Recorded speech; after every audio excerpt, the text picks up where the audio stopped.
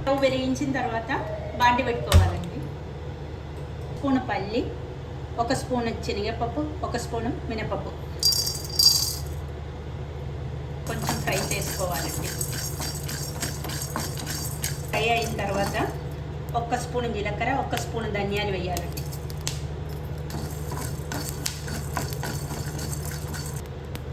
ఇప్పుడేమో కొంచెం ఎల్లిగడ్డ, 1 స్పూను నువ్వులు,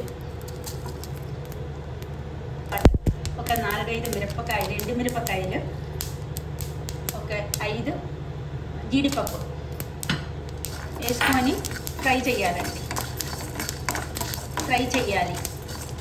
ఇప్పుడు వేగిపోయిందండి.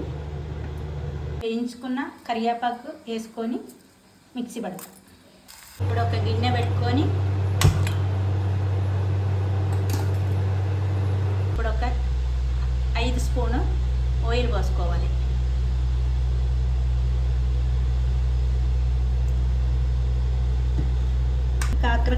ఈ కాకరకాయ ముక్కల్ని మంచిగా పిసికి ఆ రసం తీసేసి ఆయిల్లో ఫ్రై చేసి పక్కన పెట్టుకోవాలి.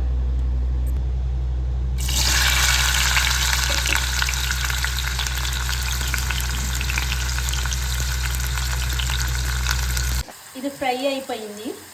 తర్వాత ఒక గిన్నెలో పెట్టుకోవాలి. పోపు గింజలు వేసుకుంటున్నాను.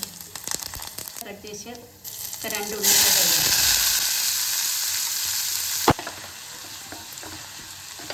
ఇది కొంచెం వేగనివ్వాలండి. పాటు సాల్ట్ వేయాలండి, పసుపు వేయాలి. ఇప్పుడు టమాటా వేయాలి. ఇప్పుడు టమాటా వేసుకొని కొంచెం కలపాలండి.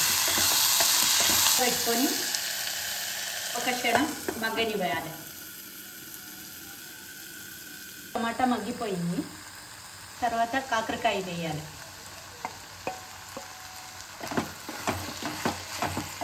ఒక 1½ స్పూన్ చిల్లీ పౌడర్ వేయాలండి. కొంచెం చింతపండు రసం పోసుకొని ఉడకనివ్వాలి.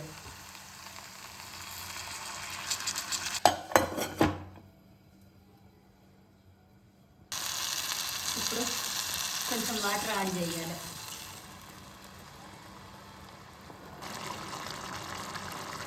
ఇప్పుడు మిక్సీ పట్టుకున్న ఈ పొడి దీనిలో వేయాలి.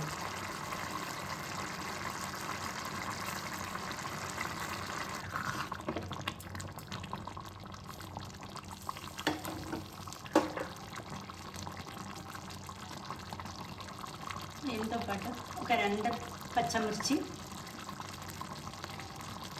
కొంచెం ఎల్లిగడ్డ దంచినవి, కరివేపాకు మూత పెట్టుకోవాలి. ఇప్పుడు మూత తీసి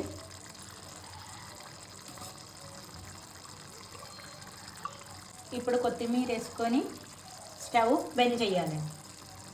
ఇప్పుడు కాకరకాయ మసాలా కర్రీ రెడీ అండి. రుచికరమైన కాకరకాయ మసాలా కర్రీ రెడీ.